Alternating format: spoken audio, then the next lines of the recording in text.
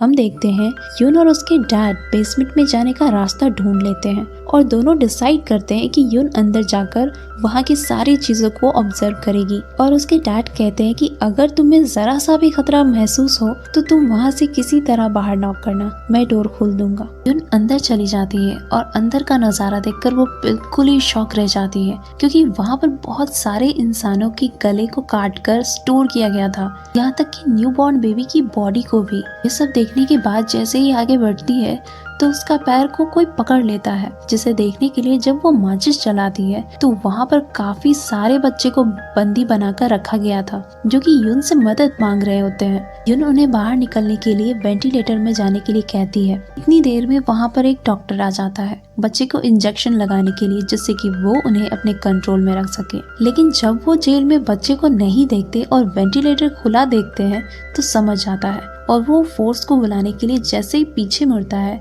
यून उसे चाकू मार देती है। तो टेरेस पे आए हुए कुछ सैनिक नॉक की आवाज सुनकर अलर्ट हो जाते हैं। यून के डैड उनके सामने सरेंडर कर देते हैं ताकि वो यून को ना पकड़ पाए। वहीं दूसरी तरफ हम देखते हैं कि सचिमोटो एक रिक्शा से जेल में एंट्री करता है, जिसमें उसकी मदद जुनशुक करता है, जो कि रिक्शे में बनी जगह में छिपा था, क्योंकि वो अपनी कंट्री के लिए कुछ करना चाहता था। रिक्शा चलाने वाला और कोई नहीं बल्कि तेसिंग होता है। वहीं प्योंग हॉस्पिटल के ईस्ट में काफी सारा पटाखा जलाता है, जिससे कि यून उसके डैड समझ जाते हैं कि वो लोग मदद के लिए आ गए हैं। इस शोर का फायदा उठाते हुए यून के डैड सोल्जर पर अटैक करते हैं और यून भी बाहर आकर अपने डैड को बचा लेती है। तभी एक सोल्जर यून पर गोली चलाने ही वाला होता है कि तेसिंग उसे ही गोली मार देता है और यून को सही सलामत देख कहता है, मैंने थोड़ी देर कर दी, उसके लिए सॉरी। तब यून अपने साथ लेकर आए बच्चे को बाहर निकालने को कहती है तो तेसिंग उससे पूछता है कि मिंजे कहाँ है? हमने तो कहा था तुमने मिंजे को ढूंढ लिया है। तब यून कहती है कि हमें पहले इन बच्चों को यहाँ से बाहर निकालना होगा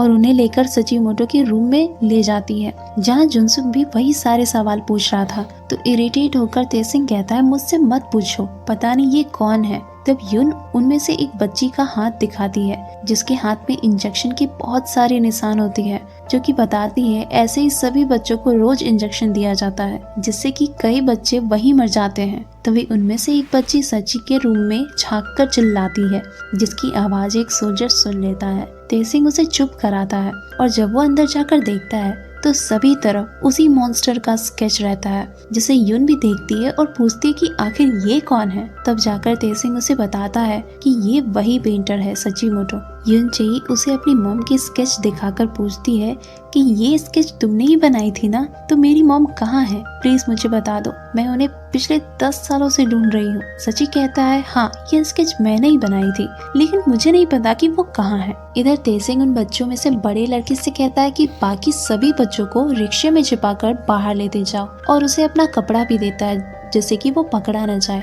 और उन्हें कुकी का एक बॉक्स देकर कहता है न्योल के पास पहुंचकर उन्हें ये दे देना, वो तुम लोगों की अच्छे से ख्याल रखेगी। और वो बच्चा डरे सहमे किसी तरह उस हॉस्पिटल से बाहर निकल जाता है और न्योल के पास पहुंच जाता है, जहां उनकी खुशी से आंसू आ जाते हैं। वहीं दूसरी तरफ हम देखते हैं कि मेदा हॉस्पिटल में आ जाती है। तो डॉक्टर पूछता है कि आप इतनी रात को यहाँ क्या कर रही है? तो मेदा उसे बताती है कि तेसिंग अपने कुछ आदमियों के साथ हॉस्पिटल में एंट्री ले चुका है। तब वो डायरेक्टर डॉक्टर समझ जाता है कि यानी लेबोरेटरी के डायरेक्टर डॉक्टर को भी उन्हीं लोगों ने मारा होगा। मेदा डॉक्टर से कहती है हमें मिंजे को तब तक सेफ रखना होगा जब तक वो अपने बच्चे को जन्म नहीं दे देती। डॉक्टर सोल्जर को ऑर्डर देता है कि वो मिंजे को एक हाई सिक्योरिटी जेल में शिफ्ट कर दे। वहीं दूसरी तरफ तेसिंग यून और उसके डैड को वापस जाने के लिए सलाह देता है, क्योंकि उन्हें सचिमोटो से उनकी वाइफ के बारे में कुछ भी पता नहीं चलता। जिस पर यून कहती है कि अभी हमारा वादा पूरा नहीं हुआ है और हम जो वादा करते हैं उसे अपनी जान देकर भी निभाते हैं। यहाँ तेसिंग और यून के बीच तू मैं हो जाती है,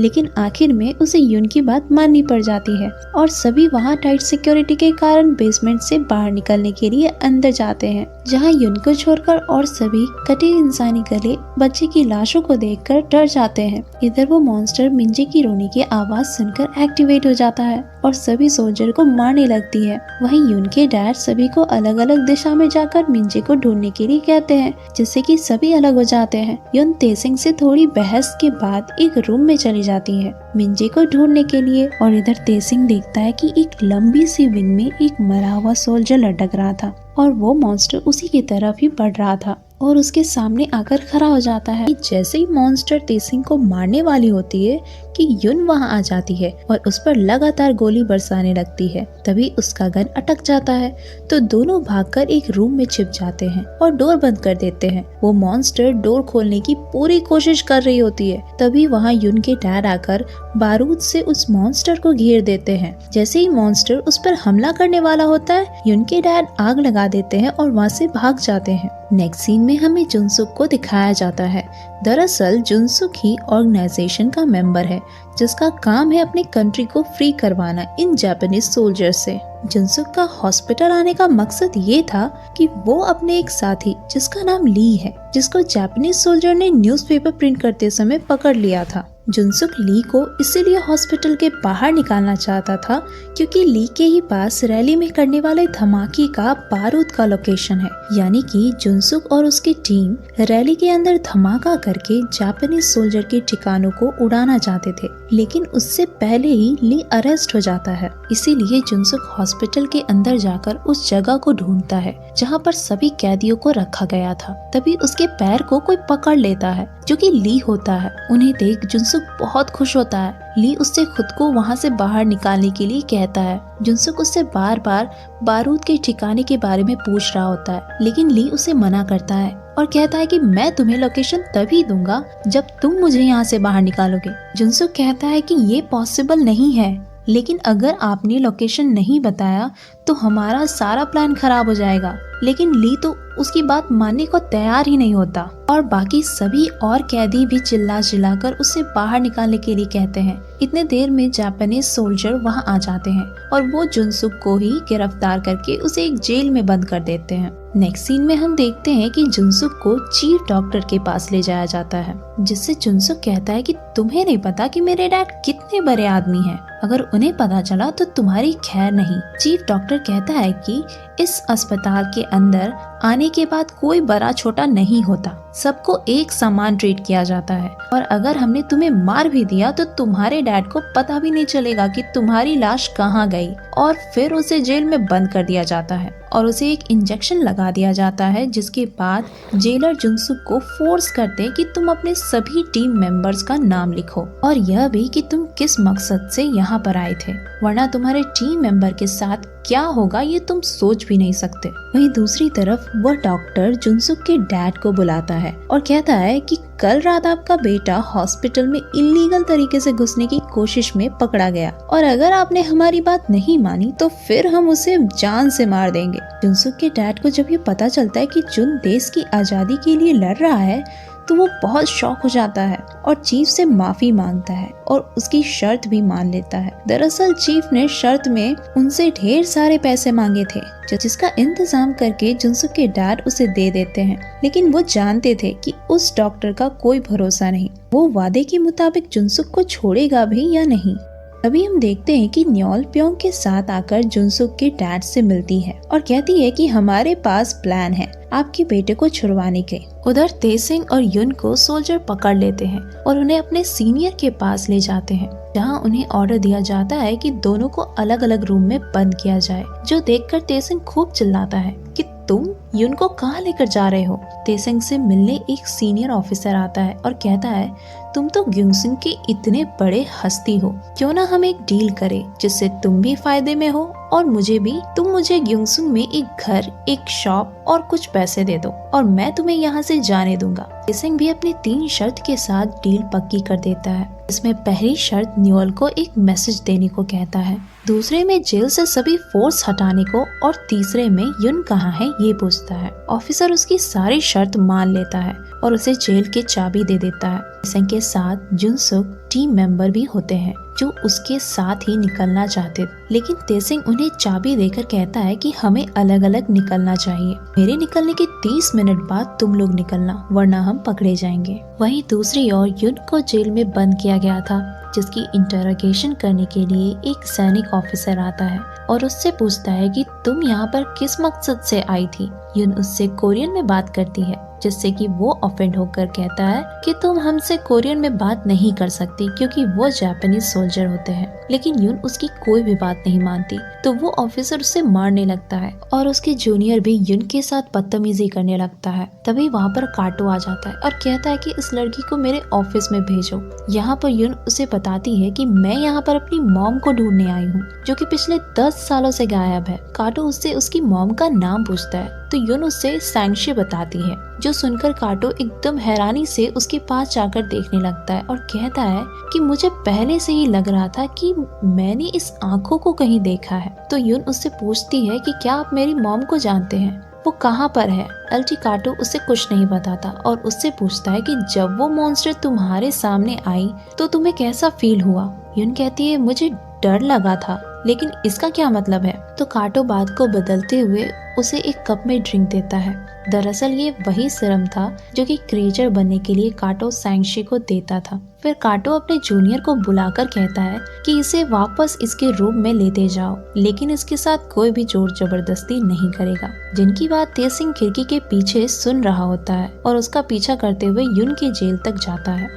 वहीं जब यून जेल में जाती है तो वहाँ पर खून से लिखा होता है, मेरी बेटी यूनजे, मैं तुमसे बहुत प्यार करती हूँ और तुम्हें बहुत मिस करती हूँ। ये देखकर यून रोने लगती है और समझ जाती है कि उसकी मॉम को भी यहीं पर कैद किया गया था। तभी वहाँ तेसिंग भी पहुँच जाता है और वो भी पढ़ लेता है। जैसे यून कहती है कि मुझे उस काटो के पास लेकर जाओ, मुझे पता लगाना होगा कि आखिर उसने मेरी माँ को कहाँ रखा है। तेसिंग कहता है कि हमें यहाँ से निकलना होगा, लेकिन यून उसे हक करके कहती है, अगर मैंने इस दिन का वेट 10 सालों से किया है, किस्मत ने चाहा तो हमें दोबारा मिलाएगा। और वो गन लेकर सीधे काटो के पास चली जाती है और उसको गन पाउडर पर खड़ा कर अपनी माँ के बारे में पूछती है। तब लेफ्टिनेंट काटो उसे बताता है कि मैं कुछ देर पहले जो तुम्हें ड्रिंक दिया था वो नॉर्मल ड्रिंक नहीं, बल्कि वो सीरम है, जिसे पीने के बाद इंसान बहुत ही ताकतवर हो जाता है और अपने होश में नहीं रहता। और यही एक्सपेरिमेंट मैं तुम्हारी मॉम के साथ भी किया है, जैसे कि वो आज क्रिएचर बन गई है। ये सुनते ही यूनजे बिल्कुल हैरान हो जाती है और कहती है, तुम किसी इंसान की जिंदगी के साथ ऐसे कैसे खेल सकते हो।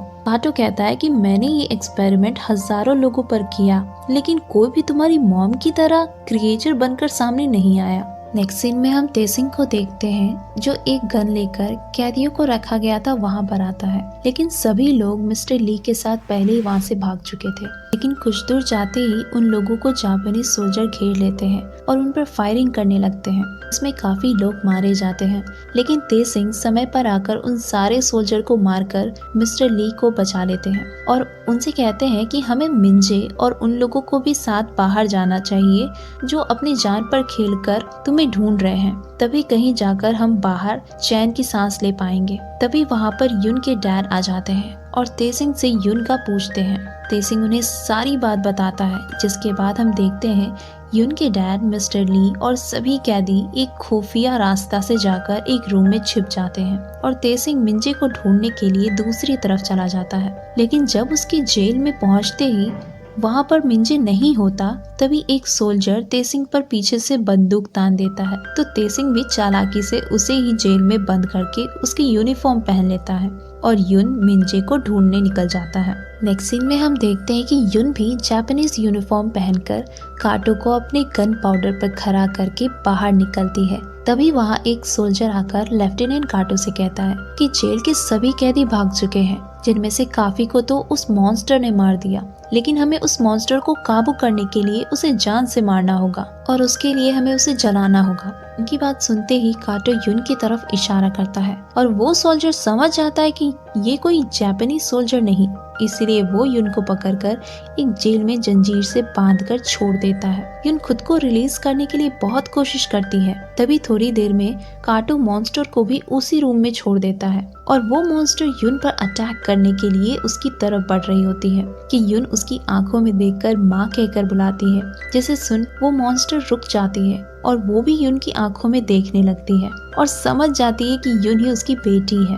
वो उसके बचपन की यादों को याद करने लगती है, उसकी भी आंखों से आंसू गिरने लगते हैं। उसके बाद काटो अपने जूनियर को ऑर्डर देता है और वो यून पर फायरिंग करने लगते हैं। यून की माँ उसे चारों तरफ से घेर लेती है और उस पर एक भी गोली नहीं लगने देती, तो काटो उनसे नाइट्रोजन गैस रिलीज करने को कहता है। जिससे कि वो मॉन्स्टर धीरे धीरे कमजोर होने लगती है, लेकिन वो युन की जंजीर तोड़कर उसे दूर फेंक देती है और खुद वहीं कमजोर होकर गिर पड़ती है। वहीं युन अपनी मॉम को ये हालत देखकर खूब रो रही होती है। तभी तेसिंग वहाँ आकर उसे ले जाता है और कहता है, क्या तुम उस मॉन्स्टर के लिए रो रही हो? तुम्हें अपनी कोई फिक्र नहीं है? युन रोते हुए कहती है, वो कोई मॉन्स्टर नहीं है, वो मेरी मॉम है। नहीं, इन लोगों ने अपनी लालच में अंधे होकर ऐसा बना दिया है। मैं इन लोगों को नहीं छोड़ूंगी। तेसिंग उसे शांत करता है। तभी वहाँ वो कोरियन सोल्जर आ जाता है। फिर तीनों उस रूम में जाते हैं जहाँ युन के डैड और सभी कैदी छुपे थे। आगे हम देखते हैं कि तेसिंग के प्लान के अकॉर्डिंग जो उसने न्योल को यह मैसेज दिया था कि इशिकावा से जुनसुक के डैड कांटेक्ट करे और उसे बताए कि मिंजी उसी हॉस्पिटल में है। ये जानते ही इशिकावा मिंजी और अपने बच्चे को यहाँ से निकालने आएगा, का फायदा हम उठा लेंगे। फिर वहाँ ऑफिसर सोमा मिंजी को लेकर आ जाता है, जिससे तेसिंग ने डील की थी। तेसिंग का प्लान ये होता है कि प्योंग इशिकावा का ड्राइवर बनकर हॉस्पिटल में एंट्री लेगा और बिना किसी को शक हुए सभी लोग को ट्रक में भरकर बाहर लेते जाएगा। ये सब तेसिंग ने पहले से ही प्लान किया था। तेसिंग अपने प्लान सबको बताता है। तभी इशिकावा की गाड़ी आ जाती है तो तेसिंग कहता है, हमारे पास ज्यादा समय नहीं है, इसीलिए हमें जल्द से जल्द खिड़की के सहारे उतरकर ट्रंक में जाना होगा। सभी लोग बिना किसी आवाज के नीचे उतर रहे थे। तभी वहाँ एक सोल्जर आ जाता है, जिसे वो कोरियन सोल्जर मार देता है, लेकिन गोली की आवाज से सभी सोल्जर उसी रूम की तरफ आने लगते हैं। तेसिंग वुडन की वॉल तैयार करता है, जिसके साथ युन और वो कोरियन सोल्जर भी होता है। दूसरी तरफ से जापानीज सोल्जर लगातार गोली बरसा रहे होते हैं। तेसिंग इन लोगों से कहता है कि हमें अपनी गोली सोच समझकर खर्च करनी चाहिए। जब निशाना पक्का हो तभी गोली चलाना, जिससे कि काफी सारे सोल्जर्स मारे जाते हैं। लेकिन इसी बीच वो कोरियन सोल्जर को गोली लग जाती है और वो मरते मरते युन को अपना एक लॉकेट निकाल कर देता है और कहता है, ये लॉकेट मेरी माँ तक पहुँचा देना। और उसकी वही मौत हो जाती है और उनसे कहना कि मैंने उन्हें बहुत ही मिस किया, जिसके बाद उसकी वहीं पर मौत हो जाती है। इसे देखकर युन बहुत ही दुखी होती है और कहती है, हम में से कोई भी ये डिजर्व नहीं करता था, ना ही मेरी माँ, ना ही ये सोल्जर और ना ही हम। इन लोगों की वजह से हम आज इस हालत में हैं। तभी वहाँ पर एक हिये नाम का आदमी आता है और कहता है कि ये लोग नीचे उतर गए हैं, हमें भी नीचे जाना चाहिए। जिसके बाद तेसिंग और युन भी खिड़की के पास जाकर खड़े हो जाते हैं। युन पहले नीचे उतरती है, फिर हेई उतरता है। उसके बाद हम देखते हैं कि तेसिंग रस्सी को नीचे फेंक देता है। युन हेई से पूछती है कि तेसिंग अभी तक क्यों नहीं आया। उससे बताता है कि तेसिंग ने कहा कि वो जब तक हम बाहर नहीं निकल जाते तब तक वो जापानीज सोल्जर को रोकने की कोशिश करेगा। ये सुनते ही युन फिर से दीवार चढ़ने लगती है। उस पर हेई कहता है कि तुम्हें इन लोगों की कोई फिक्र नहीं है, जिन्हें अभी तक तुम और तेसिंग अपनी जान पर खेल कर बाहर निकालना चाहते थे। अगर तुम ऐसे बेवकूफी करोगी तो ये सभी पकड़े जाएंगे, जिसके जिम्मेदार तुम होगी। उसकी ये बातें सुनकर वहाँ के लोगों का चेहरा देखकर युन वहाँ से निकलने के लिए तैयार हो जाती है और तेसिंग जापानीज सोल्जर का सामना करता रहता है। उसके बंदूक की सारी गोलियां खत्म हो जाती है और उसे एक गोली भी लग जाता है। आगे हम देखते हैं कि तेसिंग अपनी जान बचाते हुए जापानीज सोल्जर से बचते हुए एक वेंटिलेटर में छिपता है, जिसमें वो जापानीज सोल्जर भी उसका पीछा कर रहे होते हैं। तभी एक छोटे से रास्ते से सरकते हुए तेसिंग हड्डियों की ढेर पर आकर गिरता है, जिससे कि उसे चोट लग जाती है और वो वहीं पे बेहोश हो जाता है। दूसरी तरफ सभी लोग इशिकावा के ट्रक में बैठकर बाहर चले जाते हैं और ट्रक ड्राइवर मिंजे को उसी जगह उतार देता है जहां इशिकावा उसका वेट कर रहा था और फिर वो ट्रक लेकर दूसरी तरफ चला जाता है। लेकिन तभी पुलिस को ये शक होता है कि इस ट्रक में कुछ तो गड़बड़ है, तो वो लोग उस ट्रक का पीछा करने लगते हैं। पुलिस को पीछा करते हुए देख हर गली से अपनी गाड़ी गुजारने लगता है ताकि वो पीछा छोड़ दे। फिर वो जाकर एक जगह पर गाड़ी रोकता है। इससे तेसिंग का दूसरा प्लान एक्टिवेट होता है और वो थी म्यूजिक लगाकर फ्री में खाना बांटने की। काफी लोगों की भीड़ में कैदियों को आसानी से गायब किया जा सके। और ऐसे ही होता है। सभी कैदी बाहर निकलकर एक रूम में जाते हैं जहां पर न्योल ने पहले से ही उन लोगों के लिए नॉर्मल कपड़े बनवाए होते हैं, जिसे पहनकर सब इस भीड़ में चले जाते हैं। आगे के प्लानिंग के अकॉर्डिंग न्योल ने काफी सारे रिक्शे अरेंज किए थे, जिसमें से लोग बैठकर अपने घर की तरफ निकल जाते हैं और प्योंग ट्रक लेकर दूसरी तरफ चला जाता है, जहाँ आगे पुलिस उसे रोककर उसके ट्रक की तलाशी लेते हैं, लेकिन उनमें से तो कोई नहीं होता। जिस पर प्योंग कहता है कि मैं सिर्फ इशिकावा के कहने पर मिंजे को उसके पास छोड़कर अपने घर की तरफ जा रहा हूँ, और ये देखकर पुलिस उसे छोड़ देती है। वहीं दूसरी तरफ हम देखते हैं कि काटो से एक ऑफिसर बताता है, हमारे एक ऑफिसर सोमा ने हमारे साथ गद्दारी की, उसने मिंजे को तेसिंग को दे दिया और साथ ही साथ कई कैदियों को भी फरार करने में उसका हाथ है। तभी एलटी काटो देखता है कि उसने जो मॉन्स्टर के लिए सिरम निकाल कर रखा था उस कप में वो सिरम होता ही नहीं है। तो काटो पूछता है कि मेरे अलावा इस रूम में कौन कौन आया था। ऑफिसर बताता है कि तेसिंग, युनजे, सोमा और मिंजे यही चारों लोग आपके ऑफिस में आए हुए थे। काटो मन ही मन सोच रहा होता है कि आखिर इस सिरम को किसने पिया होगा और उसके शरीर में इस समय क्या हरकतें हो रही होगी। दूसरे ऑफिसर काटो से परमिशन मांगते हैं कि उन्हें जल्द से जल्द कुछ न कुछ करना होगा, वरना के सभी लोग ऐसे ही आजादी से घूमेंगे और वो कुछ नहीं कर पाएंगे। काटो को तो इस समय सिर्फ वो सिरम की बातें ही दिमाग में चल रही होती है। वहीं हम देखते हैं कि तेसिंग, जो कि घायल होकर बोन्स के ढेर पर गिरा था, उसे होश आ जाता है। तभी वहाँ पर एक सैनिक ऑफिसर उस पर पीछे से गन तान देता है, लेकिन तेसिंग बड़ी सूझबूझ से उसे ही मार गिराता है और फिर वो वहाँ से बाहर जाने लगता है। शिफ्ट होता है और युन और उसके डैड भी रिक्शे पर बैठकर जा रहे होते हैं, जहाँ युन कहती है कि क्या तेसिंग अभी भी जिंदा होगा, क्या सर्वाइव करके वापस आ गया होगा। वही हम देखते हैं कि इशिकावा और मिंजे एक साथ टाइम स्पेंड करते हैं और रात में सोते वक्त मिंजे की स्किन पर वही वोम की तरह चलता है जो कि मॉन्स्टर बनने की शुरुआत होती है। कर हमें पता चल जाता है कि मिंजे ही है जिसने उस सिरम को पिया है। अब आगे हमें उस कोरियन सोल्जर की मॉम का घर दिखाया जाता है, जहां उसके घर के बाहर उसकी सिलाई मशीन के साथ उसके बेटे का लॉकेट भी होता है, जिसे देखकर वो समझ जाती है कि उसका बेटा अब इस दुनिया में नहीं रहा और वो फूट फूट कर रोने लगती है। इसी के साथ ये सीरीज यहीं पर खत्म होती है। नेक्स्ट पार्ट में तब तक के लिए इजाजत दे, बाय।